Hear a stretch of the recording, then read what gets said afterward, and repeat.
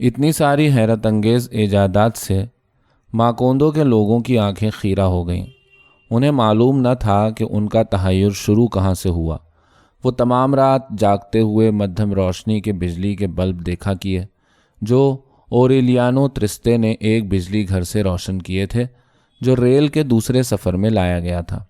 Engine کی مسلسل دھونکنی اور پٹریوں پر ریل کے ڈبوں کی کھڑکھڑاہٹ سے مانوس ہونے میں قصبے کے لوگوں کو وقت لگا۔ وہ مالدار تاجر برونو کرسپی کے شیر کے منہ سے مزین ٹکٹ کی کھڑکیوں والے تھیٹر سے منعکس ہوتی متحرک تصویریں دیکھ کر اور اس کردار کو جو فلم میں موت کے بعد دفنا دیا گیا تھا اور جس کی بدقسمتی پر لوگوں نے آنسو بہائے تھے، دوسری فلم میں ایک عرب کے روپ میں دیکھ کر برہم ہو گئے۔ 2 پیسوں کا ٹکٹ خرید کر کرداروں کے مصائب دیکھنے والے یہ ڈھکوسلا بازی برداشت نہ کر سکے اور انہوں نے تھیٹر کی سیٹیں توڑ ڈالیں۔ قصبے کے میئر کو برونو کرسپی کے اصرار پر یہ اعلامیہ جاری کرنا پڑا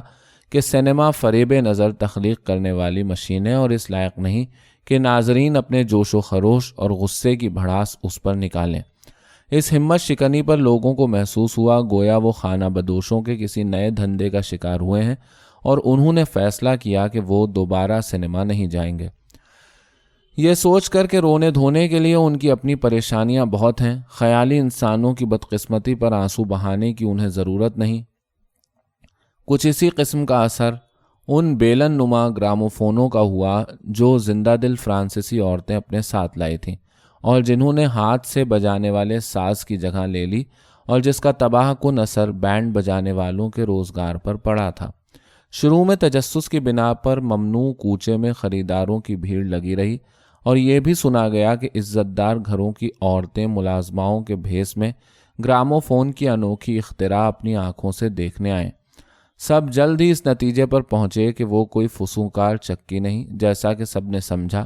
اور فرانسیسی عورتوں نے کہا تھا، بلکہ ایک میکانیکی جوڑ توڑ ہے جس کا بینڈ کے دستے جیسے جذبات انگیز، متحرک اور انسانی سچے پن سے کوئی مقابلہ نہیں کیا جا سکتا۔ یہ اتنی گہری مایوسی تھی کہ جب گراموفون مقبول ہوا اور ہر گھر میں پایا جانے لگا تو اسے بڑوں کی تفریح کے بجائے کھلونا سمجھا گیا جس کا ایک ایک پرزہ بچے کھیل کے لیے الگ کر سکیں۔ دوسرے قصبے میں کسی کو موقع ملا کہ ریلوے اسٹیشن پر لگے ٹیلی فون کی ناپختہ حقیقت کا امتحان لے سکے تو اسے گراموفون کا نامکمل نسخہ سمجھا گیا۔ اس کی چکر گھنی کی وجہ سے جو لوگ زیادہ شکی مزاج تھے وہ اور بھی پریشان ہوئے، گویا خدا نے فیصلہ کر لیا تھا کہ تعجب کی ہر صلاحیت کا امتحان لے گا اور وہ ماکوندو کے باسیوں کو مستقل ہیجان انگیزی اور مایوسی، شک اور انکشاف کی کیفیتوں سے یوں دوچار کرے گا کہ کوئی جان نہ سکے کہ حقیقت کی سرحدیں کس مقام پر واقع ہیں۔ وہ ایک پیچ در پیچ دھیمی آنچ میں پکنے والا سچ اور فریب کا ملا جلا پکوان تھا جس نے بلوط تلے بیٹھے ہوزے ارکادیو بوئندیا کی روح کو بھی جھنجھوڑ ڈالا اور اس نے بے صبری سے دن کی تیز روشنی میں بھی گھر کے اندر بھٹکنا شروع کر دیا۔ جب سے ریل کا سرکاری طور پر باضابطہ افتتاح ہوا اور ریل باقاعدگی سے ہر بدھ 11 بجے دن کو پہنچنے لگی اور لکڑی کا دقیانوسی اسٹیشن جس میں ایک میز، ایک ٹیلی فون اور ٹکٹ کی کھڑکی تھی بنا لیا گیا تو ماکوندو کی گلیوں میں ایسی عورتیں اور مرد نظر آنے لگے جنہوں نے روزمرہ کے عام طور طریقے اور ادب آداب اپنا لیے تھے، لیکن وہ در حقیقت کسی سرکس سے نکلے ہوئے نظر آتے تھے، ایک ایسے قصبے میں جہاں کے باشندے خانہ بدوشوں کی شعبدہ بازیوں سے مشتعل تھے۔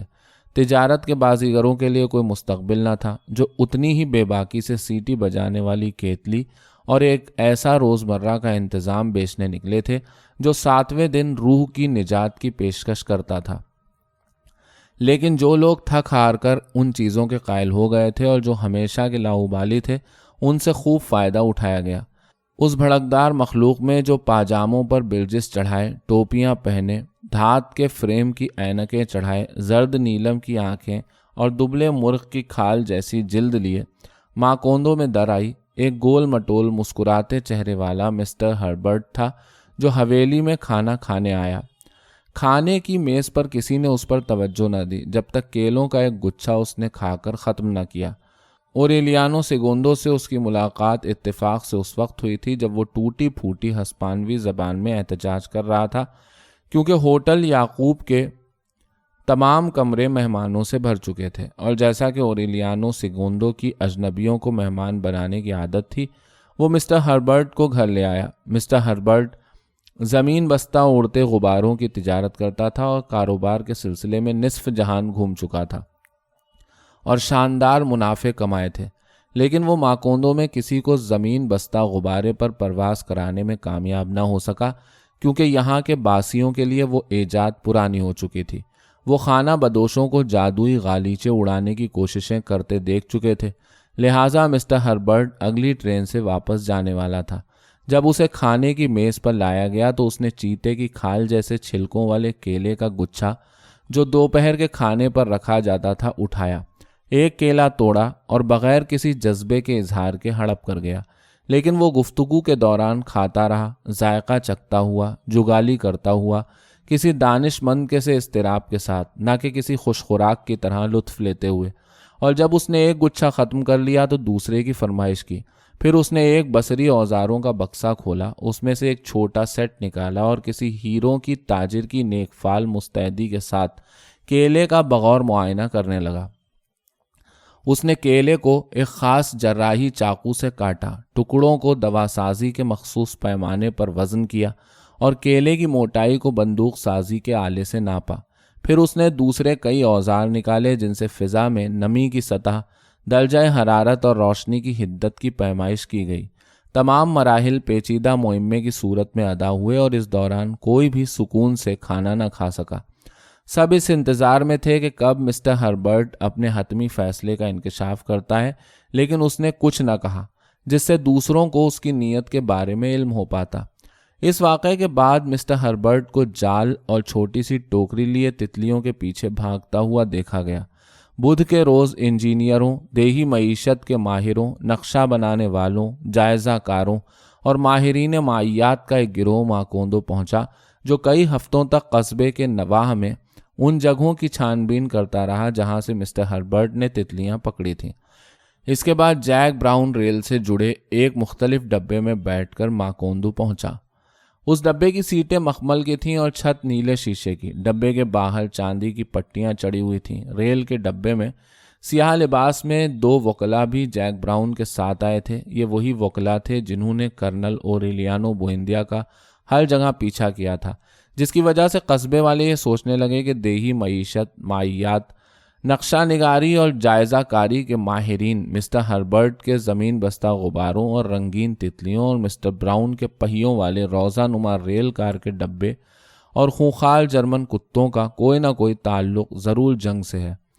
سوچ بچار کے لیے وقت بھی زیادہ نہ تھا، کیونکہ جب تک ماکوندو کے شکی مزاج باسیوں نے یہ سوچنا شروع کیا کہ آخر یہ سب کیا ہو رہا ہے، اس وقت تک قصبے کا ایک حصہ جست کی چھتوں والے لکڑی کے گھروں کے ایک پڑاؤ میں تبدیل ہو چکا تھا، جس میں ان غیر ملکیوں کا قیام تھا جو دنیا کے دوسرے کونے سے ریل کا سفر کر کے ماکوندو پہنچے تھے۔ وہ بدیشی جو بعد میں اپنی ململ کی پوشاکوں اور کشادہ جالی کے نقاب دار ہیٹوں والی کاہل بیویوں کو لے کر وارد ہوئے، انہوں نے ریل کی پٹریوں کے اس پار ایک قصبہ کھڑا کر دیا جس کی گلیاں پام کے پیڑوں کی قطار سے دیدہ زیب دکھائی دیتی۔ گھر چلمن لگی کھڑکیوں سے آراستہ تھے، چبوتروں میں چھوٹی سفید میزیں رکھی تھیں، چھتوں پر پنکھے لگے تھے اور وسیع و عریض پائیں باغ تھے جن میں مور اور بٹیر ٹہلا کرتے۔ اس رہائشی علاقے کی دھات کے جنگلے سے احاطہ بندی کی گئی، جس پر برقی تار چڑھائے گئے جو موسم گرما کی خنک صبح کو خاکستر ہوئی ابابیلوں سے سیاہ پڑ جاتے۔ کسی کو علم نہ تھا کہ وہ کس غرض سے آئے تھے اور آیا وہ صرف مخیر لوگ تھے یا کچھ اور، لیکن وہ اس وقت تک سنگین دست اندازی کر چکے تھے، پرانے زمانے کے خانہ بدوشوں سے بھی زیادہ، لیکن اس سے کم عارضی اور سمجھ میں نہ آنے والی، ان ذرائع سے لیس جو قدیم زمانے میں مشیت ایزدی کی ملکیت سمجھے جاتے تھے۔ ان لوگوں نے بھیڑوں کی افزائش نسل کے طریقے بدل دیے، سال میں فصلوں کی تعداد بڑھا دی اور دریا کو اس کے مقام سے ہلا کر بڑے بڑے سفید پتھروں سمیت قصبے کی دوسری طرف قبرستان کے پیچھے لے آئے۔ یہ ان دنوں کی بات ہے جب انہوں نے حوضے ارکادیو بوئندیا کی خستحال قبر کو مضبوط سیمنٹ سے پختہ کر کے ایک قلعہ بنا دیا تاکہ دفنائی ہوئی ہڈیوں کے صفوف کی بو دریا کے پانی کو آلودہ نہ کر سکے۔ وہ غیر ملکی جو محبت کے بغیر در آئے تھے، انہوں نے محبت کرنے والی فرانسیسی عورتوں کی گلی کو ایک بڑے سے گاؤں میں تبدیل کر دیا، اور بدھ کے ایک عالیشان دن ریل بھر عجیب و غریب طوائفوں کو لا پہنچایا جو قدیم طور طریقوں میں ماہر تھیں اور جن کے پاس ہر طرح کے روغنی مرہم اور وہ تمام ترکیبیں موجود تھیں جن سے بے حرکتوں کو برانگیختہ کیا جائے، بزدلوں کو ہمت دی جائے، بھوکوں کی اشتہا پوری کی جائے، منکسر مزاج رکھنے والوں کو وقت بخشی جائے، دہرانے والوں کو سبق سکھایا جائے اور تنہائی پسندوں کی اصلاح کی جائے۔ ترکوں کی گلی نے جو باہر سے لائے ہوئی اشیاء سے بھری جگمگاتی دکانوں میں تبدیل ہو گئی تھی، پرانے بازاروں کی جگہ لے لی جو سنیچر کی راتوں کو چمچماتے رنگوں اور مہم جوؤں کے ہجوم سے بھر جاتے، جہاں لوگ جوئے کی میزوں اور نشانے بازی کی سیرگاہوں پر ایک دوسرے سے ٹکراتے پھرتے، اور اس گلیارے میں جہاں قسمت کا حال اور خوابوں کی تعبیر بتائی جاتی تھی اور تلے ہوئے پکوڑے اور پکوان اور شربت ملتے تھے، اور اتوار کی صبح زمین پر اوندھے جسم کبھی خوشباش شرابیوں کے اور اکثر دیکھنے والوں کے جو گولیوں، چاقوؤں، مکے بازیوں اور بوتلوں سے لگے زخموں سے چور پڑے ہوتے، یہ ایسی پرآشوب اور بے اعتدال یورش تھی کہ شروع کے دنوں میں گلیوں میں چلنا تک محال ہو گیا تھا۔ بکھرے ہوئے فرنیچر اور صندوقوں اور بڑھئیوں کے اوزاروں کے شور میں خالی پلاٹوں میں بغیر اجازت لیے چلنا پھرنا دوبھر تھا، اور ان جوڑوں کی شرمناک حرکتیں اس پر مستزاد جو بادام کے پیڑوں کے درمیان لٹکے جالی سے ڈھکے کھٹولوں پر لیٹے دن کی روشنی میں ہر ایک کی نظروں کے سامنے مباشرت میں مصروف رہتے۔ صرف ایک کوچہ پرسکون تھا اور وہ مغربی انڈین کالوں کا تھا جنہوں نے ایک سادی سی گلی لکڑی کے گھروں کی بنائی تھی، جہاں وہ دروازوں پہ بیٹھے شام کے وقت سمجھ میں نہ آنے والی زبان میں غمگین حمدیں بڑبڑایا کرتے۔ مختصر مدت میں اتنی زیادہ تبدیلیاں آ گئی تھیں کہ مسٹر ہربرٹ کی آمد کے 8 ماہ بعد ماکوندو کے پرانے باسیوں کو اپنا قصبہ پہچاننا مشکل ہو گیا۔ دیکھو، ہم سب کسی خلفشار میں گرفتار ہو گئے ہیں، کرنل اوریلیانو بوئندیا نے کہا، اور صرف اس لیے کہ ہم نے ایک پردیسی کو کیلے کھانے کی دعوت دی۔ دوسری طرف اوریلیانو سیگوندو بدیشیوں کی یلغار پر اپنی خوشی چھپا نہیں پا رہا تھا۔ گھر اچانک اجنبی مہمانوں سے، ناقابل تسخیر بدمستوں سے بھر گیا، اور یہ ضروری ہو گیا کہ صحن میں خوابگاہوں کا اضافہ کیا جائے، کھانے کے کمرے کو وسیع تر کیا جائے اور پرانی میز کو نئی میز سے بدلا جائے جس پر 16 لوگ اکٹھے بیٹھ کر چاندی اور چینی کے نئے برتنوں میں کھانا کھا سکیں، اور اس پر بھی انہیں مختلف اوقات میں کئی دفعہ کھانے کا انتظام کرنا ہوتا۔ فرناندا کو اپنے تردد اور اضطراب کو نگلنا اور ان مہمانوں کو برداشت کرنا پڑا جو مٹی سے لت پت جوتے پہنے پہنے بادشاہوں کی مانند برآمدے میں آیا کرتے اور باغ میں پیشاب کر لیتے، کسی بھی جگہ اپنی چٹائی ڈال کر قیلولہ کرنے لگتے، اور عزت دار گھرانے کی عورتوں اور شرفا کی موجودگی کو نظر انداز کر کے بازاری زبان استعمال کیا کرتے۔ امارانتا گھر میں سوقیانہ لوگوں کی یورش سے اتنی پریشان ہوئی کہ اس نے پرانے دنوں کی طرح دوبارہ باورچی خانے میں کھانا شروع کر دیا۔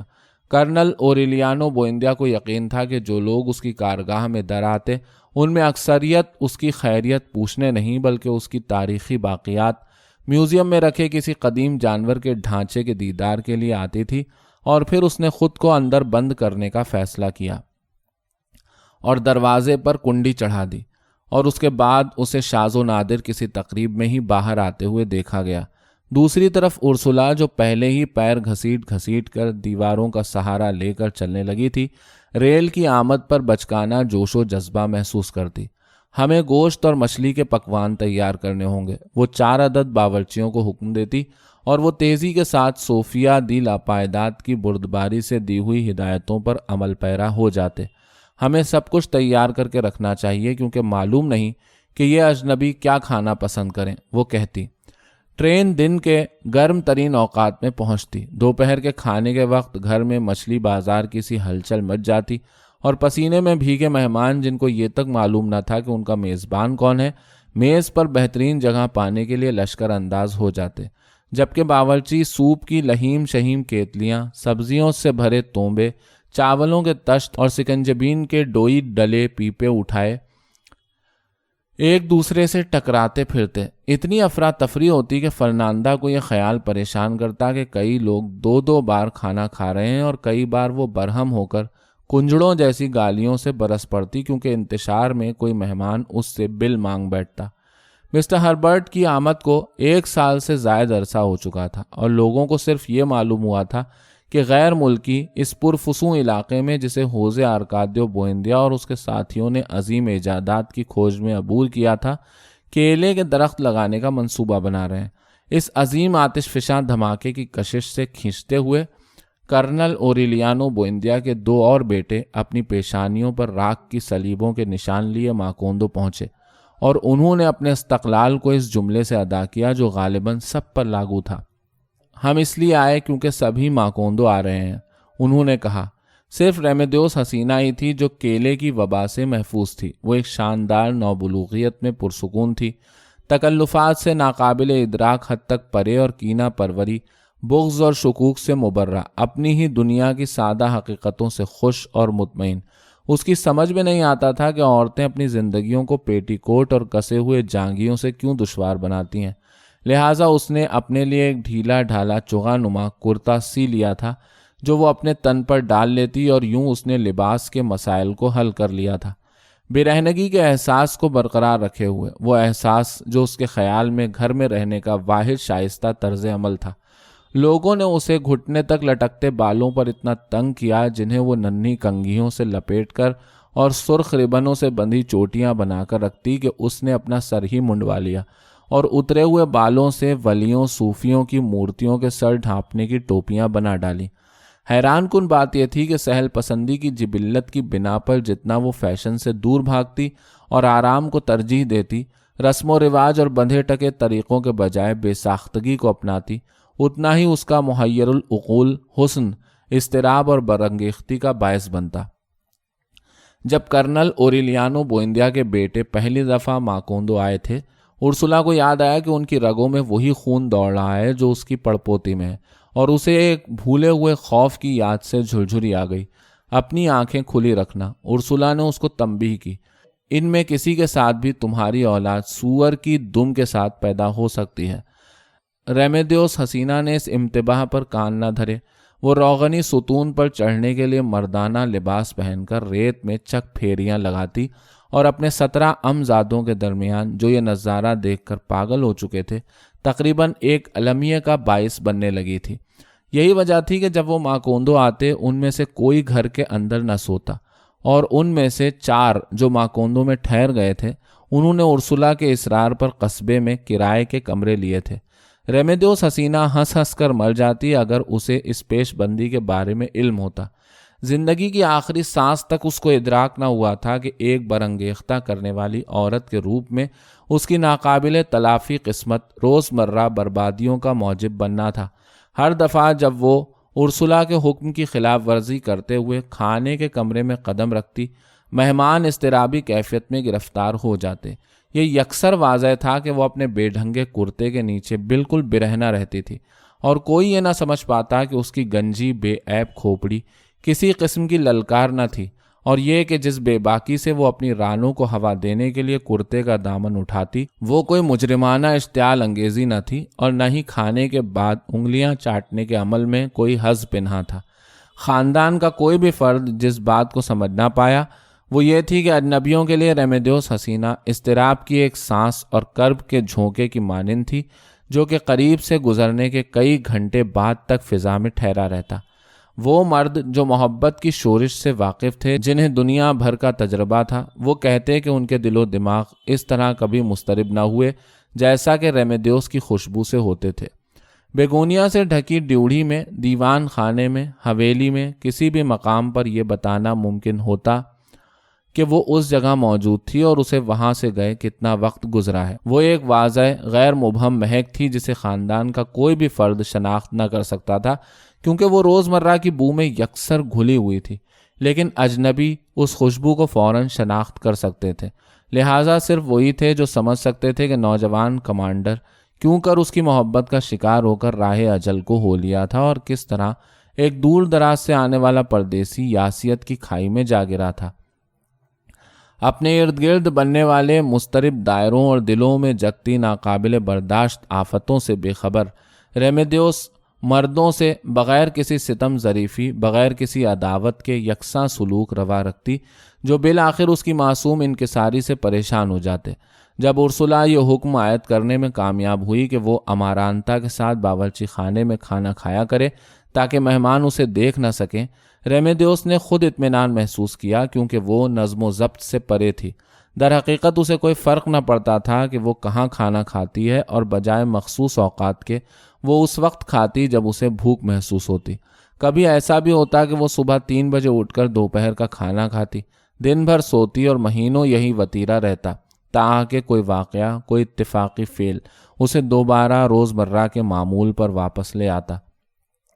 جب حالات بہتر ہوتے، وہ صبح 11 بجے اٹھتی اور 2 بجے تک غسل خانے میں برہنہ بیٹھی گہری اور دبیز نیند سے باہر آنے تک بچھوؤں کو مارا کرتی، اور پھر توبہ بھر بھر کر اپنے اوپر پانی ڈالتی۔ یہ فعل اتنا طویل، جزرس اور تقریباتی ہوتا کہ جو کوئی اس کی شخصیت سے بخوبی واقف نہ ہوتا،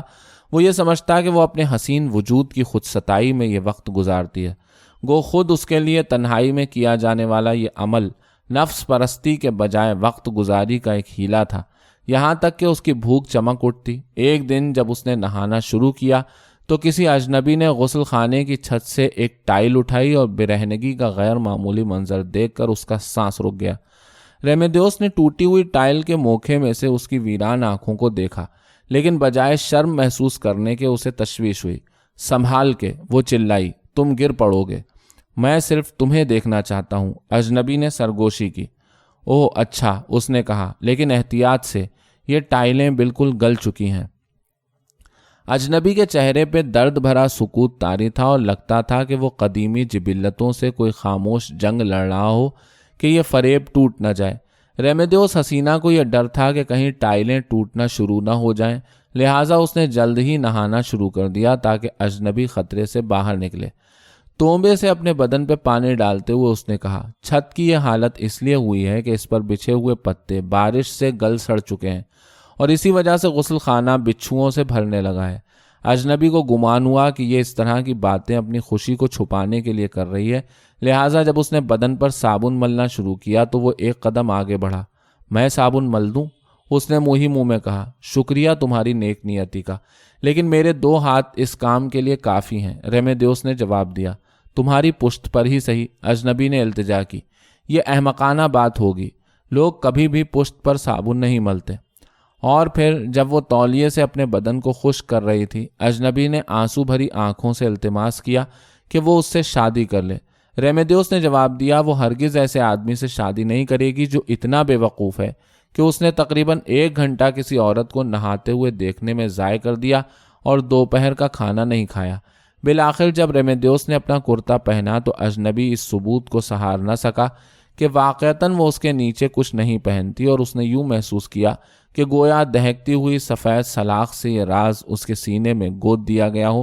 اور پھر اس نے 2 اور ٹائلیں اکھاڑیں تاکہ غسل خانے میں اتر سکے۔ چھت بہت اونچی ہے، ریمیڈیوس خوف سے چیخی۔ کیا تم خود کو ہلاک کرنا چاہتے ہو؟ گلی ہوئی ٹائلیں ایک تباہ کن شور کے ساتھ ٹوٹیں، اور اجنبی کے منہ سے صرف ایک خوف بھری چیخ ہی نکل سکی، اور پکے فرش پر گرنے سے اس کا سر پاش پاش ہو گیا۔ جب وہ غیر ملکی جو کھانے کے کمرے میں بیٹھے تھے آواز سن کر دوڑتے ہوئے آئے اور مردہ جسم کو اٹھانے لگے تو انہوں نے اس کی جلد میں سے ریمیڈیوس حسینہ کی دم گھوٹنے والی خوشبو پھوٹتی محسوس کی۔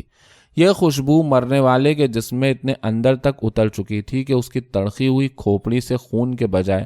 ارغوانی تیل کی مانند مائع نکل رہا تھا، جس میں وہ خفیہ خوشبو بسی ہوئی تھی، اور وہ سمجھ گئے کہ ریمیڈیوس حسینہ کی خوشبو مردوں کو موت کے بعد بھی اذیت دیتی رہتی ہے جب تک ان کی ہڈیاں صفوف میں تبدیل نہ ہو جائیں۔ بہرحال انہوں نے ان 2 مردوں کو جو پہلے ریمیڈیوس کی وجہ سے موت کے منہ میں گئے تھے اس حادثے سے نہ جوڑا۔ بدیشیوں کے سامنے ایک شکار کا ہونا لازمی تھا، اور ماکوندو کے پرانے باسیوں نے اس روایت پر یقین کیا کہ ریمیڈیوس حسینہ محبت میں بسی خوشبو نہیں بلکہ ایک ہلاکت انگیزی کا منبع تھی۔ اس بات کا ثبوت چند ماہ بعد ایک سپہر کو ملا جب ریمیڈیوس اپنی سہیلیوں کے ساتھ نئے لگائے گئے کیلے کے پودے دیکھنے نکلی۔ ماکوندو کی لڑکیوں کے لیے ایک انوکھا موقع تھا، ہنسی مذاق، حیرتوں اور انجانے خوف سے بھرا، اور رات کے وقت وہ اس سیر کو اس طرح یاد کرتیں گویا وہ ایک خواب تھا۔ اس خاموشی کی اتنی توقیر تھی کہ ارسلا کی ہمت نہ ہوئی کہ وہ ریمیڈیوس حسینہ کو سیر کا لطف لینے سے روکے، لہٰذا ایک سہ پہر اس نے اس شرط پر سیر کی اجازت دی کہ وہ مناسب لباس اور ہیٹ پہن کر نکلے گی۔ جیسے ہی سہیلیوں کا جھرمٹ کیلوں کی جھنڈ کی طرف بڑھا، فضا میں ہلاکت آمیز خوشبو پھیل گئی۔ وہ مرد جو قطار بنائے کھیتوں پر کام کر رہے تھے، کسی انجانے خطرے کی بو سونگھ کر ایک عجیب و غریب طلسم کی کیفیت میں چلے گئے، اور ان میں سے کئی مرد کسی وحشتناک خواہش کے زیر اثر نمدیدہ ہو گئے۔ اپنے پیچھے دوڑتے ہوئے وحشت زدہ مردوں کے ریوڑ سے بچنے کے لیے ریمیڈیوس حسینہ اور اس کی سہیلیوں نے گھبراہٹ میں بھاگ کر ایک قریبی مکان میں پناہ ڈھونڈی۔ کچھ دیر بعد 4 اوریلیاؤں نے، جن کی پیشانیوں پر بنی راکھ کی سلیبوں نے ایک طرح سے انہیں عزت بخشی تھی، انہیں بحفاظت وہاں سے نکالا۔ ریمیڈیوس حسینہ نے کسی کو یہ نہ بتایا کہ ایک مرد نے اس کے پیٹ پر عقاب کے پنجے کی طرح اپنا ہاتھ رکھا تھا، اور اس نے پلٹ کر حملہ آور کو دیکھا، اور اس کی ویران آنکھیں ریمیڈیوس کے دل میں رحم کے سوختہ کوئلوں کی مانند نقش ہو گئیں۔ اس رات اس مرد نے ترکوں کی گلی میں اپنی خوش قسمتی اور اپنی بے باکی کے چرچے کیے، اور چند لمحوں بعد ہی ایک گھوڑے نے اس کے سینے پر لات ماری، اور غیر ملکیوں کے ہجوم نے دیکھا کہ وہ گلی کے بیچ خون کی الٹیوں میں لتھڑا دم توڑ چکا تھا۔ یہ مفروضہ کہ ریمیڈیوس حسینہ کے قبضے میں موت کی طاقت ہے، ان 4 واقعات کی بنا پر ناقابل تردید ثابت ہو چکا تھا، گو کہ کچھ مردوں نے اس کو ہنسی میں یہ کہہ کر اڑا دیا کہ اتنی شہوت انگیز عورت کے ساتھ ایک محبت بھری رات کے بعد جان کی قربانی دینا پڑے تو کم ہے۔ حقیقت یہ تھی کہ آج تک کسی نے یہ جرأت نہ کی تھی، نہ صرف اس کو حاصل کرنے کی بلکہ اس سے وابستہ خطرات کو دور کرنے کی بھی، جس کے لیے صرف بنیادی اور سادہ سے احساس کی ضرورت تھی جس کو محبت کہا جاتا ہے۔ بس یہی ایک احساس تھا جو کوئی مرد آج تک اس کے لیے تصور میں نہ لایا تھا۔ ارسلا اب اس کے لیے پریشان نہ رہی تھی۔ ان لمحات میں جب اسے خیال آتا کہ ریمیڈیوس کی دنیاوی زندگی کے لیے حفاظت کرنی ہے، تو اس وقت وہ کوشش کرتی کہ ریمیڈیوس گھریلو کام کاج میں دلچسپی لے۔ مرد کے مطالبات اس سے کہیں زیادہ ہوتے ہیں جو تم سوچتی ہو، کھانا پکانا، جھاڑو دینا، چھوٹی چھوٹی باتوں پر تکلیف سہنا۔ اسے خانہ داری سکھانے کی کوشش کر کے وہ خود کو ہی فریب دے رہی تھی، کیونکہ اسے یقین تھا کہ عشق اور شہوت کی تسکین ہو جانے کے بعد اس روئے زمین پر کوئی مرد ایسا نہ ہوگا جو ایک دن کے لیے بھی کبھی سمجھ میں نہ آنے والی غفلت کو برداشت کر سکے۔ نئے حوضے آرکادیو کے پیدا ہونے پر اور اس ارادے پر کہ اسے وہ پاپائے اعظم بنائے گی، آخرکار ارسلا نے اپنی پڑپوتی کے مستقبل کے بارے میں پریشان ہونا ترک کیا اور اس کو اس کی تقدیر پہ چھوڑ دیا، اس یقین کے ساتھ کہ جلد یا بدیر ایک معجزہ رونما ہوگا اور اس دنیا میں کوئی ایسا مرد بھی پایا جاتا ہوگا جو اتنا سست الوجود ہو کہ اس جیسی کاہل اور نکمی لڑکی کے ساتھ رہ سکے۔ امارانتا پہلے ہی ریمیڈیوس کو کارآمد عورت بنانے کی کوشش ترک کر بیٹھی تھی۔ ان دوپہروں کے بعد جب اس کی بھتیجی نے بمشکل سلائی کی مشین کے ہتھے کو ہلانا شروع کیا، امارانتا اس نتیجے پر پہنچ چکی تھی کہ ریمیڈیوس ضعیف العقل ہے۔ ہمیں تم کو لاٹری میں نکالنا پڑے گا، امارانتا ریمیڈیوس سے کہتی، اس حقیقت سے پریشان کہ مردوں کے جملوں کا اس پر کوئی اثر نہ ہوتا تھا۔ بعد میں جب ارسلا نے اصرار کیا کہ ریمیڈیوس شال سے اپنا چہرہ ڈھانپ کر گرجا گھر جایا کرے، تو امارانتا نے سوچا تھا کہ یہ طریقہ مردوں کو برانگیختہ کرنے میں کامیاب رہے گا، اور جلد ہی کوئی مرد اتنا متجسس ہو جائے گا کہ وہ ریمیڈیوس کا دل جیتنے کی کوشش کرے گا۔ لیکن جب امارانتا نے دیکھا کہ کس طرح ریمیڈیوس نے ایک جھوٹے خواستگار کو ٹھکرا دیا جو کئی وجوہات کی بنا پر کسی شہزادے سے بھی بہتر تھا، تو اس کی تمام امیدیں ختم ہو گئیں۔ فرنانڈا نے کبھی اس کو سمجھنے کی کوشش ہی نہ کی۔ جب اس نے ریمیڈیوس حسینہ کو ہنگامہ خیز تہوار میں ملکہ کے بھیس میں دیکھا تھا تو سوچا کہ وہ غیر معمولی مخلوق ہے، لیکن جب اس نے ریمیڈیوس کو چھری کانٹوں کے بجائے انگلیوں سے کھانا کھاتے دیکھا اور اس کو سیدھے سادے سوالوں کے جواب دینے کے قابل نہ پایا، تو اسے صرف اس بات کا افسوس تھا کہ خاندان کے ذہنی پسماندہ افراد آخر اتنی طویل زندگی کیوں جیتے ہیں۔ اس کے باوجود کہ کرنل اوریلیانو بوئندیا اپنے یقین کو دہراتا رہا کہ در حقیقت ریمیڈیوس حسینہ جیسا فہم و ادراک رکھنے والا انسان اس نے پہلے کبھی نہیں دیکھا، اور یہ کہ اس میں چیزوں کو سمجھنے کی صلاحیت دوسروں سے کہیں زیادہ ممتاز ہے، اور ارسلا اور امارانتا نے ریمیدیوس کو اس کی روش پر چلنے دیا، ریمیدیوس حسینہ وہیں ٹھہری رہی، اپنی تنہائی کے صحرا میں آوارہ گرد، اپنی پشت پر کسی قسم کی صلیب اٹھائے بغیر، اپنے خوابوں میں بغیر کسی اذیت اور بے بسی کے نشو و نما پاتی ہوئی، اپنے طویل غسل میں مگن، کھانے کے بے ترتیب نظام الاوقات میں اپنی دبیز طویل اور بے یاد خاموشیوں کے دوران، حتیٰ کہ مارچ کی ایک سپہر آ پہنچی جب فرناندا بیلجیم سے لائی ہوئی چادروں کو پائیں باغ میں طے کرنا چاہتی تھی اور اس نے عورتوں کو ہاتھ ہٹانے کے لیے بلایا۔ جب امارانتا نے کام شروع کیا، اس نے دیکھا کہ ریمیدیوس حسینہ سر سے پیر تک زرد پڑی ہوئی تھی۔ کیا تمہاری طبیعت ٹھیک نہیں ہے؟ اس نے پوچھا۔ ریمیدیوس حسینہ جو چادر کا دوسرا کنارہ ہاتھ میں تھامے ہوئے تھی خود رحمی سے مسکرائی۔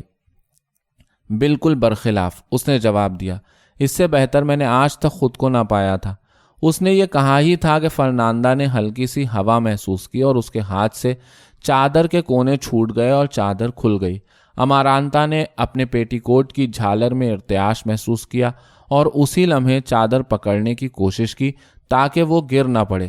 اور تب اس نے ریمیدیوس حسینہ کو زمین سے بلند ہوتے ہوئے دیکھا۔ صرف ارسلا ہی تھی جس کی بینائی تقریباً جا چکی تھی، جس نے نسبتاً سکون کے ساتھ فیصلہ کن ہوا کی نوعیت کو سمجھ لیا، اور اس نے چادروں کو روشنی کے رحم و کرم پہ چھوڑا اور ریمیدیوس حسینہ کو الوداعی ہاتھ ہلاتے، چادروں کے پھڑپھڑاتے جھنڈ میں اوپر اٹھتے، رنگ برنگے ڈالیا کے پھولوں اور بھنوروں کے زمینی ماحول کو ترک ہوتے، ہوا میں اوجھل ہوتے ہوئے دیکھا۔ 4 بجے سپہر اختتام کو پہنچی اور ریمیدیوس حسینہ اور چادریں آسمانی خلائے بسیط میں ہمیشہ کے لیے گم ہو گئیں،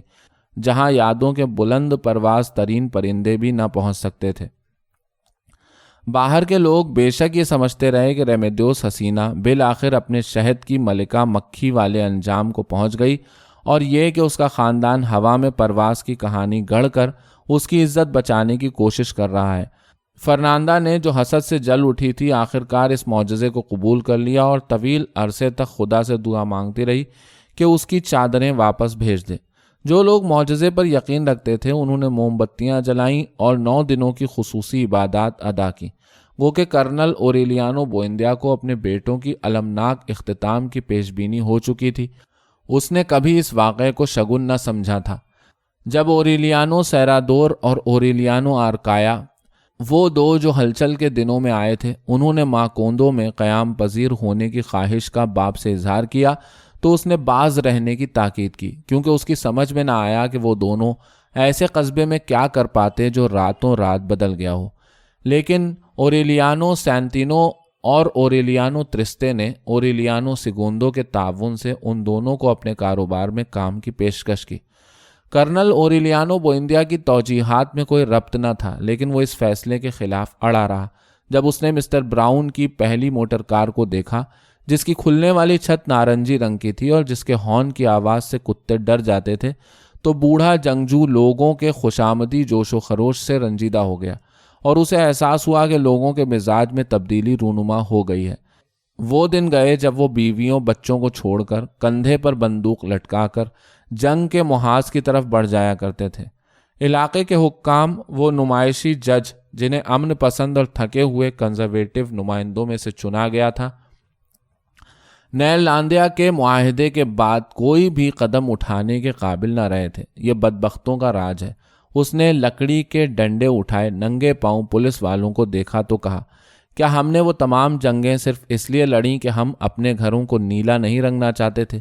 جب کیلے کی کمپنی ماکوندو پہنچی تو مقامی حکام کی جگہ غیر ملکی مطلق العنان باشندوں نے لے لی، جن کو مسٹر براؤن نے برقی باڑھ کے پیچھے ٹھہرایا تاکہ وہ اپنی حیثیت کے مطابق اپنے وقار کو برقرار رکھ سکیں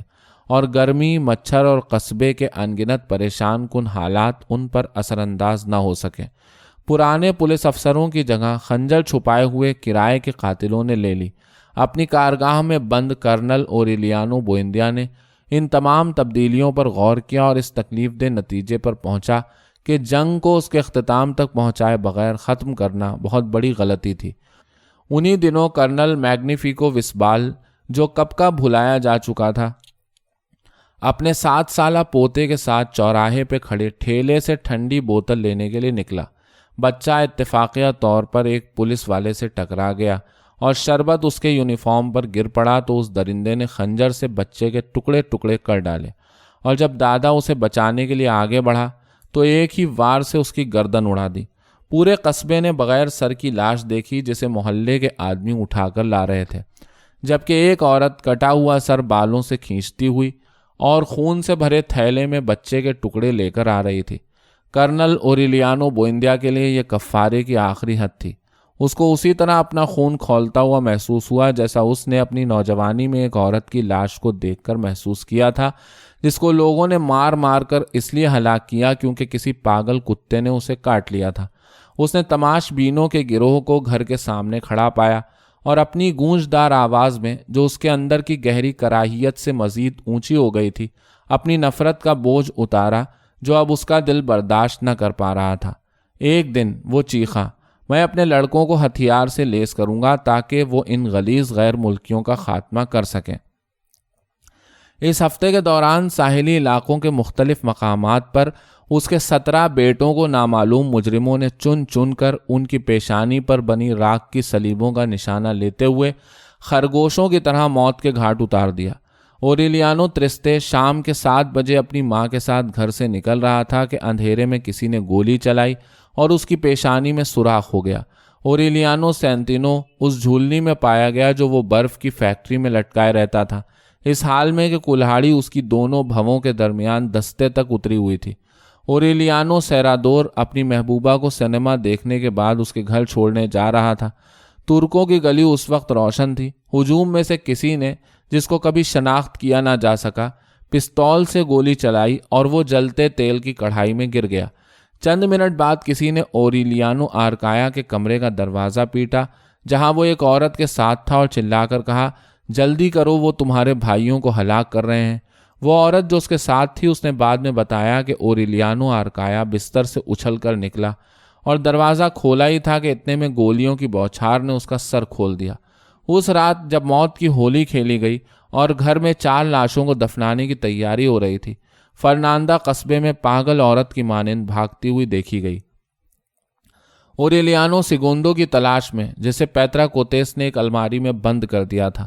یہ سوچ کر کہ قتل کا حکم ان سب پر لاگو تھا جو کرنل کا نام رکھتے تھے، اس نے 4 دن تک اوریلیانو سیگوندو کو نکلنے نہ دیا، جب تک یہ بات واضح نہ ہو گئی کہ ان دیکھے دشمن کا قہر صرف ان بھائیوں پر ٹوٹا ہے جن کی پیشانی پر راکھ کی صلیبوں کے نشان تھے۔ امارانتا وہ کھاتا نکال کر لائی جس میں اس نے اپنے بھتیجوں کے کوائف درج کیے تھے اور تمام ناموں پر لکیریں پھیر دیں سوائے سب سے بڑے بھتیجے کے۔ وہ ان سب کو اچھی طرح یاد تھا کیونکہ سانولی رنگت اس کی سبز آنکھوں کو نمایاں کرتی تھی۔ اس کا نام اوریلیانو امادور تھا اور وہ ایک بڑھئی تھا جو پہاڑوں کے دامن میں چھپے کسی گاؤں میں رہتا تھا۔ اس کی موت کی اطلاع کے ٹیلی گرام کا 2 ہفتے انتظار کرنے کے بعد اوریلیانو سیگوندو نے ایک قاصد اس کے پاس روانہ کیا تاکہ اسے خطرے سے آگاہ کیا جائے۔ قاصد نے واپس آ کر بتایا کہ قتل کی رات 2 آدمی اس کے گھر گئے تھے اور پستولوں سے اس پر حملہ کیا گیا، لیکن وہ اس کی پیشانی پہ بنی صلیب کا نشانہ نہ لے سکے اور اوریلیانو امادور صحن کی دیوار پھلانگ کر پہاڑوں کے بلدار راستوں میں گم ہو گیا جو اسے اپنے ہاتھ کی پشت کی مانند یاد تھے۔ انڈین قبائلی لوگوں سے دوستی کی بنا پر جن سے وہ لکڑیاں خریدا کرتا تھا، اس کے بعد اس کی کوئی خبر نہ ملی۔ کرنل اوریلیانو بوئندیا کے لیے وہ سیاہ ترین دن تھے۔ ریپبلک کے صدر نے اسے تعزیتی ٹیلی گرام بھیجا جس میں یہ وعدہ کیا گیا تھا کہ ان ہلاکتوں کی جامع تفتیش کی جائے گی اور مرنے والوں کو خراج عقیدت پیش کیا گیا تھا۔ صدر کے حکم پر ماکوندو کا میئر 4 عدد پھولوں کی چادریں لیے ان چاروں کی تدفین کی رسومات میں شامل ہوا اور پھولوں کی چادریں ڈالنے کی کوشش کی، لیکن کرنل نے اسے گلی سے نکل جانے کا حکم دیا۔ تدفین کے بعد کرنل اوریلیانو بوئندیا اٹھا اور ریپبلک کے صدر کے نام ایک تند و تیز ٹیلی گرام لکھوایا جسے ٹیلی گراف افسر نے بھیجنے سے انکار کر دیا۔ اس نے متن کو جارحانہ الفاظ سے مزید مزین کیا اور لفافے میں ڈال کر ڈاک سے روانہ کیا۔ جیسا کہ اس کی بیوی ریمیدیوس کی موت کے بعد اور کئی مرتبہ جنگ کے دوران اس کی بہترین دوستوں کی ہلاکت پر ہوا تھا، اسے صدمے کے بجائے ایک اندھے اور بے سمت طیش، مکمل نامردی اور بے بسی نے آ لیا۔ یہاں تک کہ اس نے پادری انطونیو ایزابیل پر الزام لگایا کہ وہ اس کے بیٹوں کی پیشانیوں پر صلیب کا نشان لگانے کی سازش میں شامل تھا۔ ناتواں پادری، جو اب عقیدوں کو صحیح طریقے سے بیان بھی نہ کر سکتا تھا اور اپنی عجیب و غریب تفسیرات سے عبادت گاہ میں آئے لوگوں کو چونکا دیتا تھا، ایک سہ پہر پیالے میں بت کے لیے تیار کی گئی راکھ ڈالے گھر میں وارد ہوا اور کوشش کی کہ ہر فرد پر راکھ چپڑ کر یہ ثابت کر دے کہ وہ آسانی سے راکھ کے نشان کو پانی سے صاف کر سکتے ہیں۔ لیکن اس سانحے کی دہشت بوئندیا خاندان پر اتنی گہری تھی کہ فرناندا تک نے اس تجربے سے گزرنے سے انکار کیا اور پھر بدھ کے دن عشاء ربانی کے لیے رکھی میز اور جلے ہوئے لوبان کے آگے کسی بھی فرد نے گھٹنے نہ ٹیکے۔ کرنل اوریلیانو بوئندیا طویل عرصے تک سکون نہ پا سکا۔ اس نے سنہری مچھلیوں کی نقاشی ترک کی، کھانا بے حد مشکل سے کھا پاتا اور کمبل گھسیٹتے، غصے سے دانت پیستے ہوئے حویلی میں ادھر ادھر بھٹکتا پھرتا۔ 3 ماہ بعد اس کے بال راکھ کی مانند ہو چکے تھے، اس کی بوڑھی مونچھیں اس کے بے رنگ ہونٹوں کی جانب گر چکی تھیں، لیکن اس کی آنکھیں دوبارہ دہکتے انگاروں کی مانند ہو گئی تھیں، جن کو دیکھ کر وہ لوگ چونک پڑتے جنہوں نے اس کو پیدائش پر دیکھا تھا اور بعد کے دنوں میں اس کی ایک اچٹتی ہوئی نگاہ سے کرسیوں کو لڑکتا ہوا پایا تھا۔ اپنے کرب کی تندخوئی میں اس نے ان شگنوں کو جگانے کی ناکام کوشش کی جو جوانی میں اس کی رہنمائی کر کے پرخطر راستوں میں سے ہو کر اسے عزت و توقیر کے اجاڑ ویرانے میں لے آئے تھے۔ وہ راہ کھو چکا تھا، ایک ایسے اجنبی مکان میں گمگشتہ جہاں کوئی بھی اس کے اندر الفت کی باقیات کو بھڑکا نہ سکتا تھا۔ ایک دفعہ اس نے ملکیادیس کے کمرے کا دروازہ کھولا، جنگ سے پہلے کے ماضی کے نقوش کی تلاش میں، اور وہاں صرف سالوں سے پڑا کاٹ کباڑ، بے مصرف ٹوٹی پھوٹی چیزیں اور ردی گلے سڑے کاغذات پائے۔ ان کتابوں کے سرورقوں کے بیچ جو پھر کسی نے کبھی نہ پڑھی تھیں، پرانے خستہ حال پارچوں کے درمیان جو نمی سے خراب ہو چکے تھے، ایک سرمئی پھول نشو و نما پا رہا تھا۔ اس فضا میں جو کسی زمانے میں پاک و صاف اور روشن ہوا کرتی تھی، تعفن زدہ یادوں کی بو تیر رہی تھی۔ ایک صبح اس نے ارسلا کو بلوط کے پیڑ تلے اپنے بے جان شوہر کے گھٹنوں کے قریب بیٹھے روتے ہوئے پایا۔ کرنل اوریلیانو بوئندیا ہی اس حویلی کا وہ اکیلا باسی تھا جس نے اب تک اس طاقتور بوڑھے کو نہ دیکھا تھا جو نصف صدی سے کھلے آسمان کے نیچے تھک کر چور ہو چکا تھا۔ اپنے باپ کو سلام کرو، ارسلا نے کہا۔ وہ بلوط کے درخت کے سامنے لمحے بھر کے لیے ٹھٹکا اور تب اس نے محسوس کیا کہ اس کے سامنے پھیلا ہوا خلا بھی اس کے اندر محبت جگانے کے قابل نہ رہا تھا۔ وہ کیا کہہ رہا ہے؟ اس نے پوچھا۔ وہ بہت اداس ہے، ارسلا نے جواب دیا، کیونکہ اس کا خیال ہے کہ تم مرنے والے ہو۔ اسے بتاؤ کہ انسان اس وقت نہیں مرتا جب اسے مرنا چاہیے، بلکہ اس وقت جب وہ مر سکے۔ مردہ باپ کے شگن نے اس کے دل میں آخری بچے کھچے احساس فخر کو جگایا، لیکن کرنل اوریلیانو بوئندیا نے اس احساس کو توانائی کی اچانک لہر سے گڈمڈ کر دیا جو اس لمحے محسوس ہوئی، جس کی وجہ سے وہ ارسلا کے پیچھے پڑ گیا کہ وہ اسے بتائے کہ وہ سونے کے سکے جو پلاسٹر کی سینٹ جوزف کی مورتی کے اندر چھپے تھے صحن کے کس حصے میں دفن ہیں۔ تمہیں کبھی ان کا پتہ نہ چل سکے گا، ارسلا نے ماضی سے سیکھے ہوئے سبق کی رہنمائی میں جواب دیا۔ ایک دن سکوں کا مالک نمودار ہوگا اور صرف وہی اس خزانے کو کھود کر نکال سکتا ہے۔ کوئی نہ جان سکا کہ ایک ایسا شخص کہ جو زندگی بھر فیاض رہا ہو، اسے اتنے اضطراب کے ساتھ پیسے کی طمع کیوں کر لاحق ہوئی، اور وہ بھی ہنگامی ضرورت کو پورا کرنے والی بڑی رقم سے کہیں زیادہ، جسے سن کر ہی اوریلیانو سیگوندو اچنبھے میں آ گیا تھا۔ اس کے پرانے پارٹی کے ممبر دوست جن سے مدد لینے کے لیے وہ جاتا چھپ جاتے تاکہ اس کا سامنا نہ ہو۔ یہ اس زمانے کی بات ہے جب اسے یہ کہتے ہوئے سنا گیا، لبرل اور کنزرویٹو میں صرف ایک ہی فرق ہے، اور وہ یہ کہ لبرل 5 بجے شام عبادت کے لیے گرجا گھر جاتے ہیں اور کنزرویٹو 8 بجے۔ بہرحال کرنل اوریلیانو بوئندیا اس استقامت کے ساتھ پیسے اکٹھے کرنے میں لگا رہا اور اسی طرح التجائیں کرتا رہا، اپنے وقار کو کسی حد تک پامال کرتے ہوئے، کچھ ادھر سے کچھ ادھر سے، ہر جگہ دبے پاؤں پہنچتے ہوئے، متلون مزاج، سعی اور بے رحم استقلال کے ساتھ کہ وہ 8 ماہ میں اس سے زیادہ پیسے جمع کرنے میں کامیاب ہو گیا جو ارسلا نے صحن میں گاڑے تھے۔ اور تب وہ بیمار کرنل جرینالدو مارکیز کے پاس آیا تاکہ وہ مکمل جنگ شروع کرنے میں اس کی مدد کر سکے۔ ایک خاص وقت تک یقیناً کرنل جرینالدو مارکیز ہی وہ واحد شخص تھا جو مفلوجوں کو کرسیوں سے اٹھا کر بغاوت کی زنگآلود ڈوری ہلا سکتا تھا۔ نیلاندا کے معاہدے کے بعد جب کرنل اوریلیانو بوئندیا نے ننھی سنہری مچھلیوں کی نقاشی میں پناہ ڈھونڈی تھی، کرنل جرینالدو ان باغی افسروں سے رابطے میں تھا جنہوں نے شکست ہونے تک اس سے وفاداری نبھائی تھی۔ جرینالدو نے ان کے ساتھ التجاؤں، درخواستوں، کل آنا، یہ کام ہو جائے گا، آپ کی درخواست زیر غور ہے، کہ روزانہ تذلیل کی سوگوار جنگ کو سہارا تھا، وہ جنگ جس میں کئی آپ کے مخلص شامل تھے جنہیں پینشن کے کاغذات پر دستخط کرنا تھے جو انہوں نے کبھی نہ کیے۔ دوسری 20 سالہ خوں آشام جنگ نے اتنا نقصان نہیں پہنچایا تھا جتنا کہ دائم التوا کی زنگ خوردہ تباہ کن جنگ نے۔ کرنل جرینالدو مارکیز بھی جو 3 دفعہ حملے سے بچ نکلا تھا، 5 عدد زخم کھا چکا تھا اور ان گنت مارکوں سے بچ نکلا تھا، انتظار کے سفاک محاصرے سے مغلوب ہو گیا اور بڑھاپے کی کربناک شکست سے ڈھہ گیا تھا۔ وہ ایک کرائے کے مکان میں ہیروں کی شکل کے ٹکڑوں میں چھن چھن کر اندر آنے والی سورج کی روشنی میں پڑا امارانتا کے بارے میں سوچا کرتا۔ ان میں سے آخری فوجی ساتھیوں کی جن سے اس کی بات چیت رہی تھی، ایک اخبار میں تصویر چھپی تھی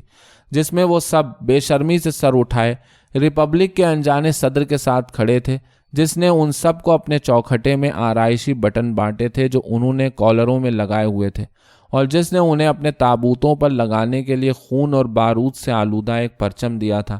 دوسرے جو زیادہ عزت دار تھے، وہ بڑھاپے کی کھڑکھڑاہٹ میں، ناموری کی غلاظت میں لتھڑے، عوام کی خیرات کے سائے میں بھوک سے مرتے، غصے میں کھولتے ہوئے اب تک حکومت کی طرف سے آنے والے خط کا انتظار کر رہے تھے۔ لہٰذا جب کرنل اوریلیانو بوئندیا نے اسے ہلاکت انگیز شعلہ بھڑکانے کے لیے بلایا تاکہ بدعنوان، رشوت خور، بدعمال حکومت کا اور غیر ملکیوں کی مداخلت کا ہمیشہ کے لیے خاتمہ کیا جائے، تو کرنل جرینالدو مارکیز کو درد مندی کے احساس سے جھرجھری آ گئی۔